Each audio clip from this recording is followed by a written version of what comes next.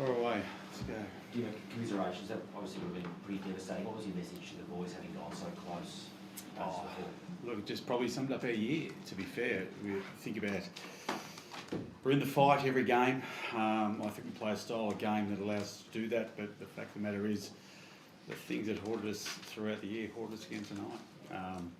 The fundamentals of the game, we just weren't good enough for long enough. That's as harsh as the lesson the game will teach us, unfortunately, and you've just got to be good enough for a sustained period, and we weren't tonight. What did you think about the goal review?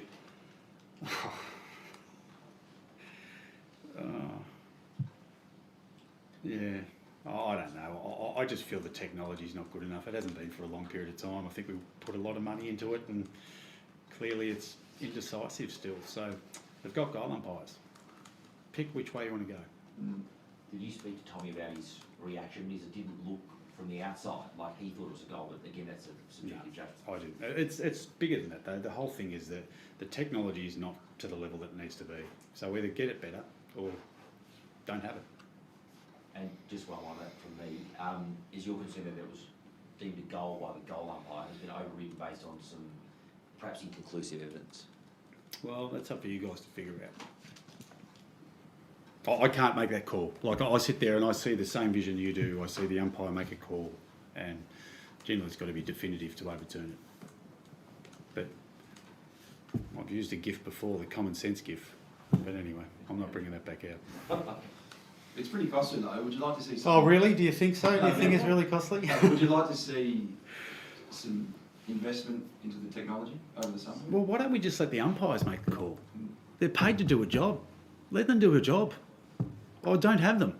One of the two. Like, to me, it doesn't make any sense. But anyway, I was pretty adamant when it first came out. But the fact of the matter is, what we did see is we saw a pretty good game of footy. And one side had to lose, and unfortunately that was us tonight.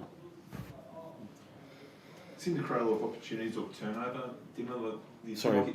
It created a lot of opportunities of turnover. Did you feel like you didn't capitalise enough on that? Because you felt like you had a lot of space and a lot of time in your forward line, but you weren't able to cash in? Yeah, I think so. And I think we, had some opportunities where if we were a little bit cleaner, we would have been okay. And we just made some wrong decisions. And, the fact of the matter is, what we do get and what we are excited about is we've got, I think we had a number of players that played their first final that are going to take us a long way into the future, which is exciting, and they'll learn from it. It's a really, really tough lesson to learn, no question, but they'll grow from the experience. But unfortunately, we just weren't clean enough with our skill execution tonight. What did you make of Dusty's performance tonight? I feel like he got involved early with that first goal, but he seemed to fade in and out, which is supposed to be fair enough. Is to be expected. And the challenge was obviously with Dion going down early, which hurts the balance of our midfield mix, and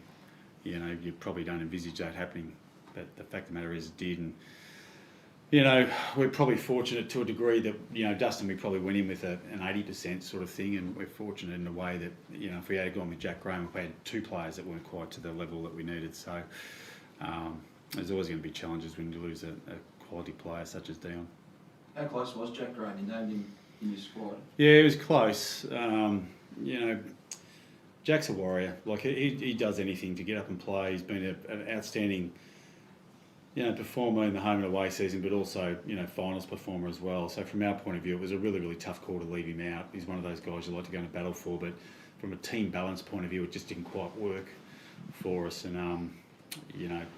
end of the day, that's the quality of our squad in a way. We've got a really good list of players that can come in and play those roles. There's been sort of conjecture and natural speculation about Dusty's future all season. Is he going to Sydney? Is he staying? Is he retiring? Have you sort of got any more clarity on that you could provide tonight? Or? Well, he's got 2 years of his contract to run. So as far as I'm concerned, all the speculation comes from the people sitting over that side of the table. So it's pretty simple to me. If you guys keep talking about it, it creates speculation. The reality is, I'm telling you that he's got 2 more years of his contract. He's not going anywhere. How disruptive has the last 24 hours been for it? Was it a distraction? Did you have to speak to him pre-game about everything that's happened since? Of course, we worry about the welfare of our players, but he can't. He manages to control that and gets on with it. Once again, there's something I really can't comment on because there's an investigation going on, but we'll work our way through that over the next week. just on Dion, how significant was that hamstring?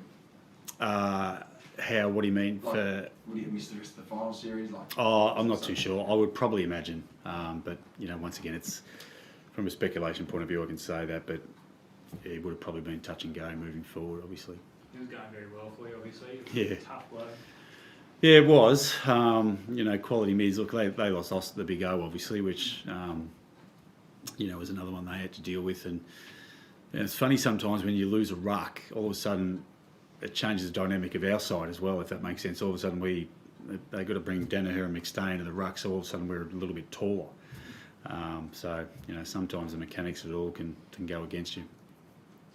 It's always a tough one to ask in the wake of a devastating loss, Dimmo, but I was an opportunity to speak to you tonight. Hopper, is he on your radar, and is he the sort of player that you'd like to add to this mix? Oh, we like really good players. So once again, we'll work our way through that.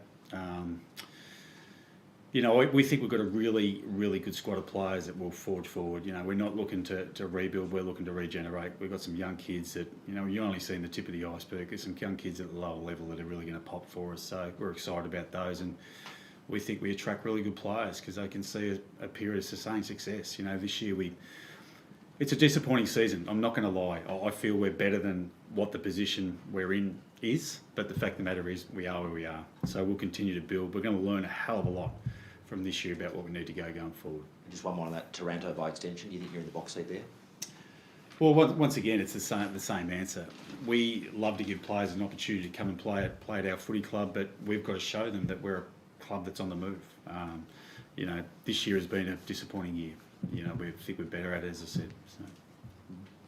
do you think it sums up the year? I mean, an elimination final exit. Yeah, no question. You sort of think about the things that cost us tonight were the things that cost us in those close losses. The fundamentals of the game, just the simple brilliance, really. It's challenging because getting beaten by what really hurts. Players are hurting, our club is hurting, and our fans will certainly be hurting as well. But what I will say is I'm proud because we're always in the fight. We've just got to clean some things up and get better. But the brightest thing about Richmond, as far as I'm concerned, is its future. What are the key things that you want to get better at for next year? What's going to be the focus? Winning the close games might be first, but getting the arc right, that's probably second. No. And Jack, It's just, to be honest, it's the fundamentals. We were just, and granted, got some players playing their first finals as they did but I thought they probably handled the cleanliness of the game better at certain stages, and we're going to get better in that aspect. And players know that, we addressed it, and they'll learn from it. just some comments perhaps on Jack's game tonight. I mean, it was two incredible goals from that pocket. Yeah, he did. He's played a really selfless role, Jack. Like, obviously, he's been an incredible player for our footy club, but also from the AFL in general. And the way he's gone about his year, I think it's been one of his better years by the way he's led through giving others opportunities. Like, he'd sit there and he could still be a dominant force, but he's realised he has to step back so others can step up. And that's been the mark of him, I think, this year. And it's a real credit to him, and the leaders have done a hell of a lot of work in that space, but we're really proud of the way he went about it. Thanks, guys. Thank you.